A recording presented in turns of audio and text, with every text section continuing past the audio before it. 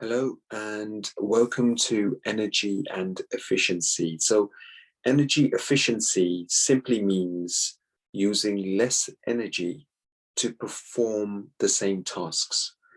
So eliminating energy waste, in other words. So energy efficiency brings a variety of benefits, such as reducing greenhouse gases or greenhouse emissions, reducing demands for energy, and lowering our costs that we actually use on our household appliances and also on our work appliances as well.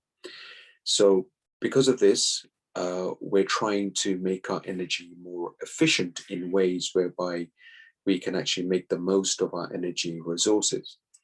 So do read this particular task. You've got some calculations here of worked examples of energy and efficiency. Now, the formula that we use for energy efficiency is useful output energy transferred by the device, which is measured in joules, divided by the total input energy supplied to the device. And have a go at these questions, and by all means use a calculator, and we will go through these in more detail in our next lesson.